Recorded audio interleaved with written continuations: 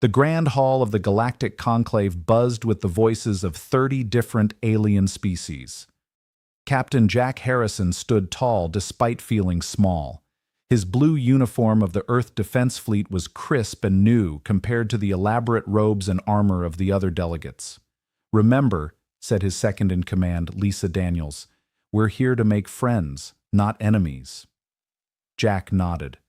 Earth had only discovered faster-than-light travel 5 years ago. They were babies in this cosmic community. Most aliens looked at humans with curiosity or indifference, but the Vicari were different. The Vicari delegation sat across the room. Their scaled bodies were twice as tall as a human. Their forearms ended in clawed hands.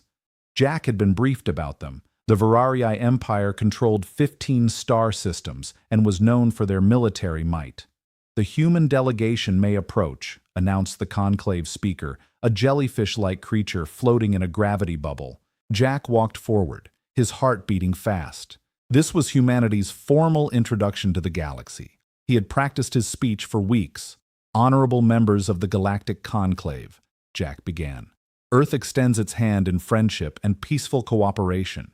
Several alien species made sounds of approval.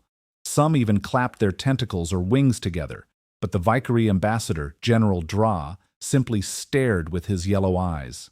"We may be new to the stars," Jack continued, "but humans have much to offer. Our art, our science, our unique perspective." "Enough of this nonsense," interrupted General Doctra. His translator device made his voice sound like gravel. "We have studied your species. You are nothing but primitive primates who got lucky with technology." A hush fell over the hall. Jack kept his face calm even as anger rose in his chest. With respect, General Jack said, "We came here to build relationships, not to be insulted." The Vicari delegation laughed. It was an ugly sound. "You think you deserve respect." General Dra stood up. He towered over Jack. "Your people spent most of their history killing each other over tiny patches of dirt. You are violent, short-lived, and weak." Jack took a deep breath. "We have made mistakes, yes, but we have learned from them. We seek peace." General Dra moved closer. "Peace. Your history shows you don't even know the meaning of the word." The tension in the room was thick. Other alien delegates watched nervously. Some were already backing away. "Perhaps we should continue this discussion later," Jack suggested, trying to be diplomatic. General Dra leaned down until his face was inches from Jack's. Then he did something unexpected. He spat directly into Jack's face. The thick green fluid dripped down Jack's cheek. He wiped it away slowly, fighting every instinct to respond with force. "In my culture," Jack said quietly, "that would be considered extremely rude." What Jack didn't know was that in Veracuri culture, spitting on someone was not just rude. It was a formal declaration of war. General Drax smiled. "The Veraci Empire does not negotiate with lesser beings." Suddenly, alarms blared throughout the conclave hall. Lisa ran to Jack's side. "Captain, 3 Vicari warships just appeared from hyperspace. They're attacking our vessel." Before Jack could respond, a massive explosion shook the station. The conclave erupted into chaos. This was a trap, Jack realized. He grabbed his communicator. "All Earth personnel, evacuate immediately. This is not a drill." As they ran for their ship, Lisa looked at Jack with confusion. "What just happened? We didn't do anything to provoke them." Jack had no answer. He didn't understand that he had just been pulled into a war with one of the most powerful empires in the galaxy. What the Vicari didn't understand was that they had just declared war on the most lethal species in the known universe. They would learn their mistakes soon enough. General Drax stood proudly before the Vicari High Command. Large screens displayed the damage done to the human ships. The curved wall of the war room glowed with red light that reflected off their scales. The humans never saw it coming. Dra boasted. Their faces showed confusion, not fear. They didn't even understand they were at war. Supreme Commander Voss clicked his claws together in approval. "An excellent strategy, General. The element of surprise gives us a great advantage." The 7 members of the High Command sat at a round table. They were the most powerful Vicari in the Empire. Each controlled massive fleets and armies. "Show us what we know about these humans," ordered Voss. A hologram appeared in the center of the table. It showed human anatomy: 2 arms, 2 legs, a soft body with no natural armor. "As you can see," said General Doctor, "humans are physically weak. They have no claws, no venom, and poor senses. Their planet has low gravity, making their bones fragile compared to ours. Yet, they managed to develop space travel," noted Commander Zira, the only female on the council. Dra waved a dismissive hand. "Pure luck. Their scientific development was chaotic and unplanned. They stumbled upon faster-than-light travel through a series of accidents." "What about their weapons?" asked another commander. "Basic energy weapons." "Nothing we haven't seen before," Dra replied. "Their ships are poorly armored. We stole their military database. Their tactics are simple and predictable." The meeting was interrupted by a young officer who rushed in. He bowed deeply before speaking. "Supreme Commander, we have received a message from Earth. Their governments are asking why we attacked their ships. They claim they don't understand what provoked us." The High Command laughed together. It was a harsh, grating sound. "They play innocent," said Voss. "How amusing. Shall I prepare a response?" asked the young officer. "No response is needed," Drax said. "Our next attacks will make our intentions clear enough." In a different part of space, Admiral William Reeves stood before Earth's United Defense Council. The room was filled with representatives from every major nation on Earth. "The attack was unprovoked," Reeves explained. "Captain Harrison was following diplomatic protocol when the Efkari suddenly opened fire." "How many casualties?" asked the council president. 27 dead, 15 wounded, Reeves replied. His voice was tight with anger. "The Vicari specifically targeted our engines to prevent escape. This wasn't a misunderstanding. It was a planned ambush." Lisa Daniels stepped forward. Her uniform was still stained with blood from helping the wounded. "Intelligence has discovered something important," she said. "The Virari have already begun attacking our outer colonies. The research station near Alpha Centauri was hit an hour ago." Gasps filled the room. The research station was primarily civilian scientists and their families. "Casualties?" someone asked, voice shaking. 342 confirmed dead," Lisa answered quietly, "including 86 children." Silence fell over the room. Then the council president spoke. "Admiral Reeves, what do you recommend?" Reeves straightened his back. "The Vicari clearly want war. All attempts at communication have been ignored. I suggest we give them exactly what they're asking for." "But their empire is vast," protested one council member. "They have 15 star systems, hundreds of warships. We've barely established colonies on 3 planets." "Numbers don't tell the whole story," Reeves said firmly. "The Virari think they know what humans are capable of. They're wrong." "What response should we send them?" asked the president. Reeves thought for a moment. "Something simple, something they'll understand later when it's too late." He paused. "Send this message. You've made a terrible mistake." In his war room, Supreme Commander Voss received the human message. He read it and laughed. "Look at this pathetic threat," he told his commanders. "These humans think they can stand against the might of our empire. If only he knew what was coming." For the first time in human history, Earth stood united. The attack on the research station changed everything. Old enemies became allies. Borders that had divided nations for centuries now meant nothing. Commander Susan Blackwood stared at the wall of screens in Earth Defense Headquarters. Her eyes were red from lack of sleep. Her brother had been on that research station. He was a botanist studying alien plants. Now he was gone. "Commander, the United Earth Fleet is assembled," said her aide, Lieutenant Greg Foster. Susan nodded. On the main screen, hundreds of ships gathered in Earth orbit. Some were old military vessels. Others were civilian ships hastily fitted with weapons. It wasn't much compared to the Virari fleet, but it was only the beginning. "What's the status of Project Awakening?" she asked. Greg checked his tablet. "The first wave of dormant defense systems is online. The Fracari don't know about them." Susan allowed herself a small smile. For decades, Earth nations had hidden their most advanced weapons from each other. Now those secrets were being shared and deployed together. And the combat systems ready, Greg replied. We kept those off the official military database that the Virari stole. They have no idea what's coming. In another part of the galaxy, a Veracuri scout ship detected an unusual signal. They followed it to a small human vessel that appeared to be damaged. Prepare to board, ordered Captain Krell. Take prisoners for questioning. The Vicari soldiers stormed the human ship with weapons ready. They found 5 human crew members who immediately raised their hands in surrender. You are now prisoners of the Ferrari Empire, announced the Furcari leader. Resistance is useless. The humans exchanged glances. Then something unexpected happened. Instead of surrendering, the humans attacked with hidden weapons. They fought fiercely despite being outnumbered. Captain Krell watched in disbelief as his soldiers reported the battle. Why don't they surrender? They can't win. When the last human fell, the Virari searched the ship. They found something strange. The ship's engine was rigged to explode. The humans had been fighting to buy time. If the Vicari hadn't discovered it, the explosion would have destroyed both ships. This makes no sense, Krell said. Why would they choose death over capture?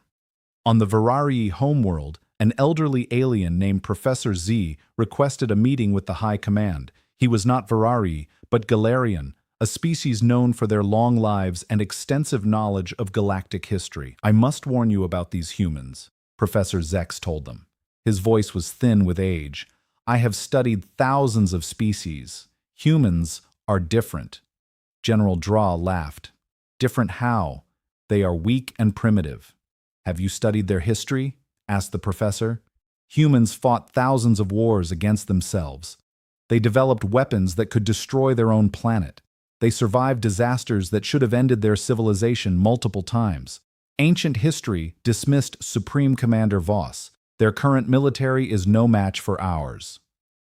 You do not understand, insisted Professor Z. Humans are dangerous not because of their current weapons, but because of how they think. They are incredibly adaptive. When faced with a stronger enemy, they become more dangerous, not less. The High Command ignored his warnings. They laughed at the old professor's fears. Meanwhile, Commander Blackwood led a small team to a Vicari outpost, where human prisoners were being held. Her ship was tiny and fast, designed to avoid detection. Remember, she told her team, this is a rescue mission. Get our people out quickly and quietly, but nothing went as planned. The Vicari discovered them almost immediately. In the firefight that followed, Susan's team was cut off from their ship. We need a new plan, said one of her soldiers. As enemy fire hit the wall beside them, Susan looked around at the alien technology surrounding them. Her mind worked quickly, seeing patterns and possibilities. I have an idea, she said, but it's going to be loud. Very loud. 2 hours later, the Virarii outpost exploded in flames as Susan's team escaped with all the prisoners. They had turned the Virari's own defense systems against them. When news of the raid reached the Virarii High Command, the laughter stopped. For the first time, doubt crept in. Perhaps these humans were more dangerous than they appeared. Lieutenant Alex Carter stood before a group of alien allies in a secure meeting room. 3 species had secretly reached out to Earth, offering help against the Furcari. They were smaller powers who had suffered under Fury aggression for years. Before we discuss strategy, Alex said, you need to understand what you're allying with. You need to understand humans. He touched a control panel. Images appeared on the wall screen. Ancient human warriors with spears, medieval knights in armor, modern soldiers with rifles. Humans have been fighting wars for our entire history, Alex explained. Not just against threats, but against each other, for land, for resources, for ideas. The aliens watched silently. One of them, a blue-skinned diplomat named Curie, raised a tentacle. This is not unique, Curie said. Many species fight wars. Alex nodded. True, but humans perfected war in ways most species never imagined. We turned it into a science. More images appeared. Ancient battle formations, guerrilla fighters hiding in jungles, modern special forces training. When the Vircari attacked us, they expected us to fight according to galactic conventions of warfare. Alex continued. They expected us to meet their fleets in open space to follow predictable patterns. One of the aliens, a reptilian creature named Dex, clicked his teeth nervously. And you don't. We adapt, Alex replied simply. Throughout our history, when faced with stronger enemies, humans found ways to even the odds. We developed tactics that seemed dishonorable to some, but effective to us. Meanwhile, in a distant star system, a lone human destroyer named the Defiant approached a Veracuri patrol of 3 warships. The Virarii ships were larger and more heavily armed. They spotted us, reported the Defiant's sensor officer. They're moving to surround us. Captain Frank Martinez nodded calmly. Right where we want them. Begin Operation Trojan. The Defiant sent out a distress signal, appearing damaged and vulnerable. The Veracuri ships moved closer, eager for an easy kill. They're within range, said the weapons officer. Now, ordered Martinez. The Defiant suddenly released dozens of small objects. They looked like debris, but each contained a powerful explosive. At the same time, the ship's engines fired at full power, pulling away faster than the Vicari expected. The Veracuri commander laughed. They're running away and dropping garbage behind them. Pathetic. Then the garbage exploded. The blasts created a chain reaction with the FCI ship's own weapon systems. All 3 warships were destroyed. The Defiant didn't survive either. Captain Martins and his crew had known it was a one-way mission. They had volunteered anyway. Back at the Alliance meeting, Alex showed footage of the battle. 1 human ship for 3 very capital ships, he said quietly. We call it an acceptable trade. The aliens looked disturbed. This was not how wars were fought in the civilized galaxy. But the crew started. Kiri volunteered. Alex finished because they knew their sacrifice would save more lives in the long run. In the Virari High Command, Supreme Commander Voss slammed his fist on the table. How are they predicting our movements? He demanded. We change our codes daily, yet they're always one step ahead. General Dra had no answer. The war was not going as planned. Humans didn't fight like any enemy they have faced before. Professor Zex was invited back to speak. This time, they listened. Humans evolved as predators, the old alien explained. Apex predators on their own world. They understand predatory thinking because they are predators themselves. What does that mean? Asked Commander Zira. It means they think like you do, replied Professor X. They can predict what you will do because they ask themselves, what would I do if I were hunting? And then they set traps accordingly. For the first time, fear flickered in the eyes of the Vicari High Command. Then how do we defeat them? Asked Supreme Commander Voss. Professor Z shook his head sadly. I'm afraid you already made your biggest mistake. You killed their young. He looked at each Vicari commander in turn. There is nothing more dangerous in the galaxy than a human protecting its children or a human seeking revenge for them. 6 months into the war, the tide had turned. The Vicari, who had expected a quick victory, were now losing territory daily. Their once mighty empire was shrinking as humans pushed forward on multiple fronts. Sergeant Maria Vasquez lay perfectly still in the tall purple grass of planet Nexus 7. The colony had been under Virari control for 3 months. Maria and her team had been on the ground for 5 days, barely sleeping, watching, and waiting. Target convoy approaching, whispered Corporal Ryan Lee through their secure comm channel. 6 vehicles, 22 soldiers by my count. Copy that, Maria replied. She checked her weapon one last time. Everyone in position. Remember, we hit hard and fast. What followed was not a fair fight. The Varishi never saw the attack coming. Maria's team had studied their patrol patterns, identified their weaknesses, and struck at the perfect moment. Within minutes, the convoy was destroyed, and the human team disappeared back into the wilderness. This same scene was playing out across dozens of occupied worlds, small human teams causing massive damage before vanishing. On a Vicari command ship, Field Marshal Gorn reviewed the reports with growing concern. How are they doing this? He demanded of his intelligence officer. These humans have been on the ground for days without rest or resupply. Our troops require regular breaks in food. The humans just keep going. The intelligence officer brought up an analysis of human physiology. We've learned something disturbing about humans. They evolved as what they call persistence hunters. Before they had weapons, they would chase prey until it collapsed from exhaustion. What does that mean for us? Asked Gorn. It means they can keep fighting long after our troops are exhausted. They can go days with minimal sleep and still function. Some of their soldiers have been awake for 72 hours straight and still complete complex missions. Field Marshal Gorn stared at the data in disbelief. No Fury could function without proper rest cycles. Their biology simply wouldn't allow it. In another part of space, a meeting of alien scientists and anthropologists was taking place. They had gathered to discuss the surprising human military success. "The most remarkable thing about humans," said Dr. Plex, a leading xenobiologist, "is not their technology, but their adaptability. They learn from every encounter." She showed the group examples of human equipment captured early in the war compared to current versions. See how they modified their armor after first contact with Thrari weapons. They've improved their shields to counter for carry energy signatures, and their weapons now exploit the weak points in for carry ship designs. "How quickly did they make these changes?" asked one observer. "Weeks," replied Dr. Plex. "Not years or decades, as most species would require their industrial base completely reoriented for war production in less than a month." Back at Valkyrie High Command, Supreme Commander Voss faced reality. The war was not winnable in its current form. "We must sue for peace," he told his commanders. "We can offer to return to the pre-war boundaries." "The humans will never agree," said Commander Zira. "They keep pushing forward." Nevertheless, the Vereri sent peace and voice to Earth. They were surprised when Admiral Reeves agreed to meet them. "We offer a return to previous boundaries," said the Vakari diplomat. "All hostilities will cease." Admiral Reeves listened patiently. When the Vakari finished speaking, he leaned forward. "That would have been acceptable 6 months ago, before you attacked our civilians," he said calmly. "Now we require unconditional surrender and full reparations for the lies you took." The Vakari diplomat was shocked, but that would destroy our empire. "Our people would lose everything."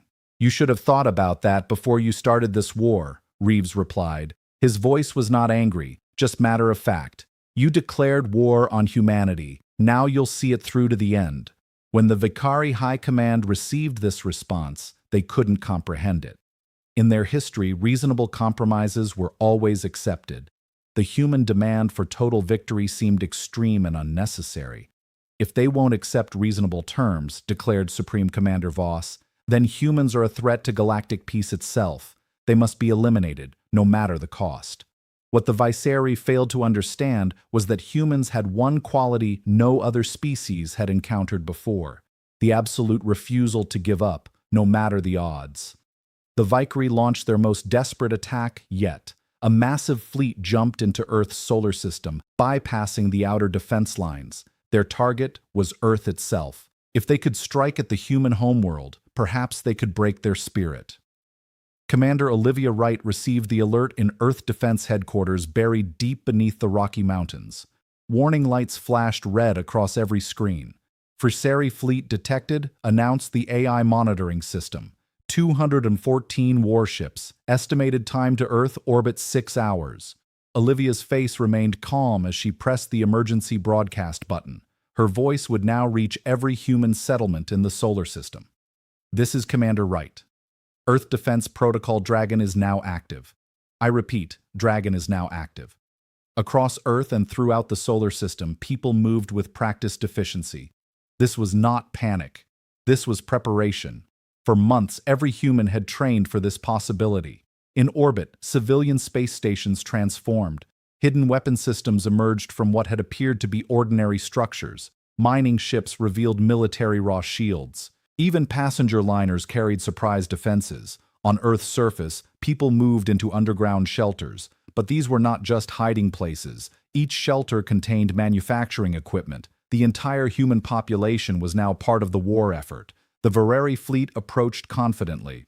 Their sensors detected Earth's official military forces gathering to meet them. The human fleet was much smaller, only 48 warships. "This will be a glorious victory," said Fleet Admiral Krell to his officers. "Their pathetic defense will be crushed, and we will bombard their cities until they surrender." What the Verarii didn't know was that Earth had been preparing for this moment since the first day of the war. The official fleet was just the visible part of their defense. As the Verarii entered Earth orbit, Commander Wright gave another order: "Activate Sleeping Dragon." Suddenly, thousands of objects throughout the solar system came to life. Asteroids that were actually disguised weapon platforms, satellites that contained powerful energy weapons, even space debris that turned out to be smart mines. The Vicari fleet found itself surrounded and under attack from all directions. "What is happening?" screamed Fleet Admiral Krell as his flagship shook from multiple impacts. "Where are these attacks coming from?" On his tactical display, new enemy signatures appeared every second. The space around Earth was alive with weapons that had been hiding in plain sight. Even more shocking to the Vicari was when civilian ships joined the battle. Cargo vessels rammed into Vicari warships at full speed. Passenger ships sacrificed themselves to protect military vessels. A wary captain watched in horror through his viewscreen as a human mining vessel, clearly piloted by ordinary workers, not soldiers, deliberately collided with his cruiser's engines. "These humans are insane," he told his second-in-command. "They're sacrificing civilians. That's against all galactic war conventions." What he didn't understand was that for humans, there was no distinction between military and civilian. When their home was threatened, every human became a defender. In her command center, Olivia coordinated the battle with cold efficiency. Screens showed the ferry fleet being torn apart. Of the original 214 ships, less than 50 remained after just 2 hours. "They're retreating," reported her tactical officer with satisfaction. Olivia nodded. "Let some escape. We want them to tell the others what happened here." As the surviving Virari ships fled the solar system, they carried with them terrifying stories. The humans didn't just fight with their military. Their entire civilization was a weapon. Professor Z met with the remaining Ferry High Command members. Several chairs stood empty. Their occupants had been on ships destroyed in the failed Earth attack. "Now, do you understand?" the old alien asked quietly. "Humans don't just use weapons. When threatened, they become weapons, every one of them. Their entire society transforms." Supreme Commander Voss stared at the battle reports in disbelief. No species they had ever encountered fought this way. "We must strike back harder," he insisted, though with less conviction than before. Professor Z shook his head sadly. "I fear you have awakened something that cannot be stopped. The humans will come for you now, and they will not show mercy." Admiral Reeves stood on the bridge of the flagship Invincible. The massive view screen showed hundreds of human warships assembled in formation. It was the largest fleet humans had ever built. "All ships report ready," Admiral said his communications officer. Reeves nodded.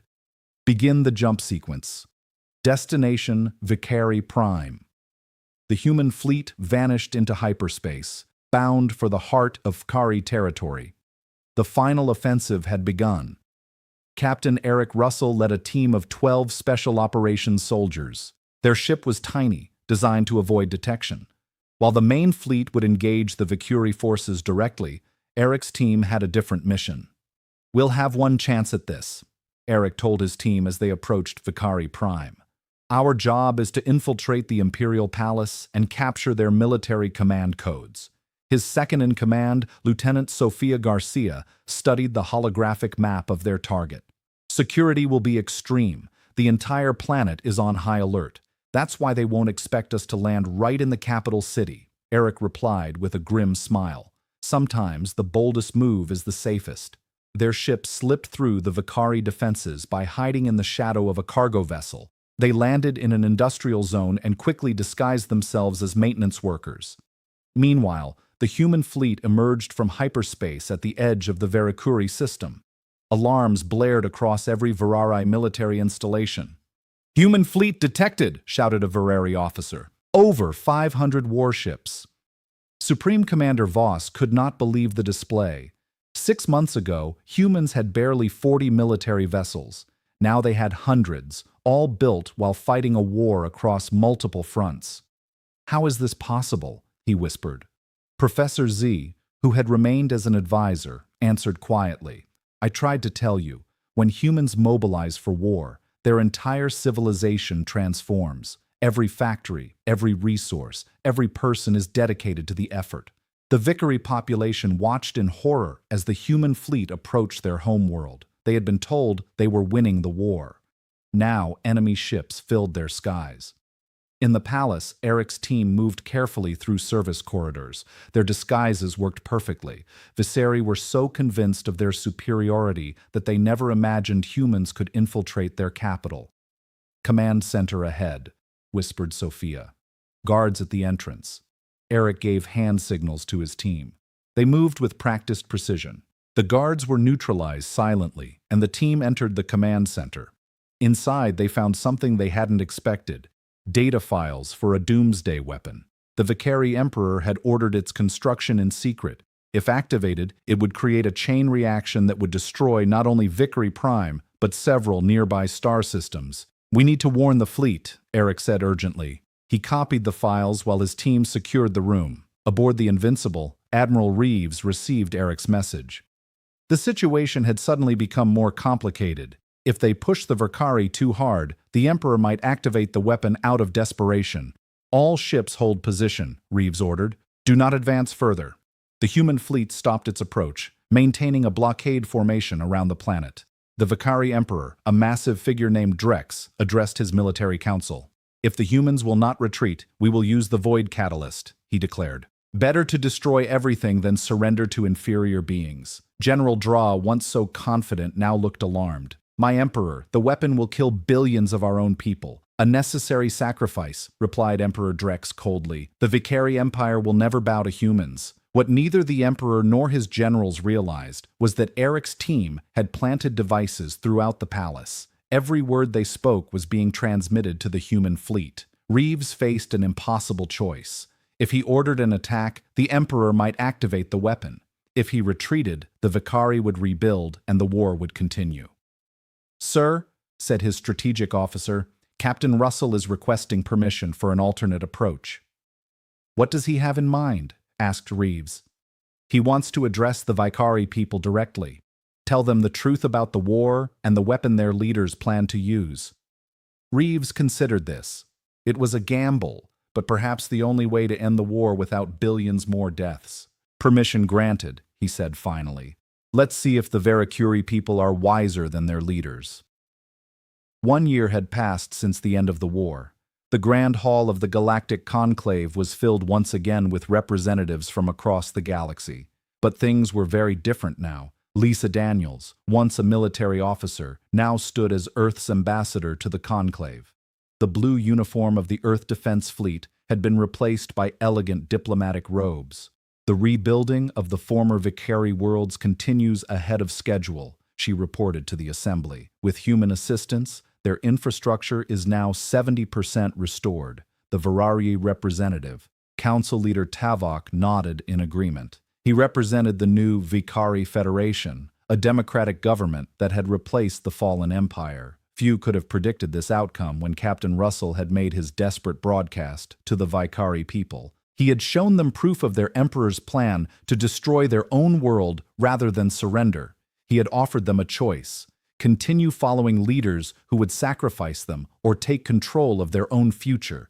The response had shocked everyone. Ordinary Virari citizens had stormed the imperial palace. They had captured the emperor and his generals before they could activate the doomsday weapon. Now, a year later, humans and Vicari worked side by side. Human doctors treated for a Curry wounded. Human engineers helped rebuild destroyed cities.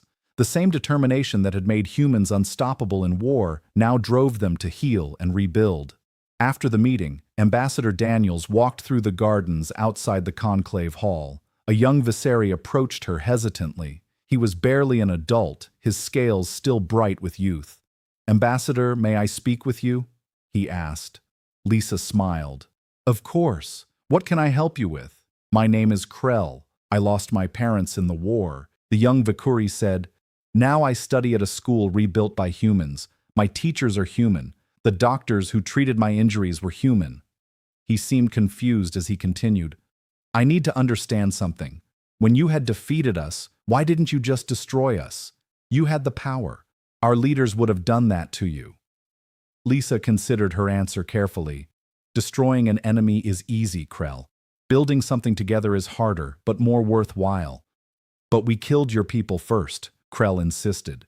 "We attacked without true provocation." "Yes, you did," Lisa acknowledged. "And we fought back with everything we had. But humans learned something important from our own bloody history. They walked together past flowering plants from a dozen worlds. The most dangerous weapon humans possess isn't our technology or our persistence, Lisa explained. It's our ability to choose, to decide when not to use violence, even when we could. Krell thought about this. My history teacher said, humans are dangerous because you can be ruthless, but valuable because you can be merciful. Lisa smiled. That's a good way to put it. Across the garden, Admiral Reeves, now retired, was speaking with delegates from several species. They were discussing a joint defense pact with Earth. Make humans your enemies, and you will regret it, one delegate was saying. But make them your allies, and you will never fear aggression again. The old admiral nodded, but added, just remember the choice to be peaceful is exactly that, a choice, one we make daily. As the sun set over the conclave, representatives from 30 species gathered for a formal dinner. Human and Frieri sat side by side, former enemies now working toward a common future. A toast was raised by the conclave speaker to understanding between worlds. In a quiet moment, Professor Zex approached Lisa. The elderly alien looked pleased. You know, he said, there's a new saying spreading through the galaxy. Make friends with humans, for they are the most dangerous enemies and the most valuable allies in the known universe. Lisa raised her glass to friendship. Then, across the stars, on worlds once ravaged by war, humans and Vicari worked together to build something new. The same determination that had made humans lethal in battle now made them extraordinary in peace. The most dangerous species in the galaxy had proven something important. True strength lies not just in the ability to fight, but in knowing when to stop fighting and start.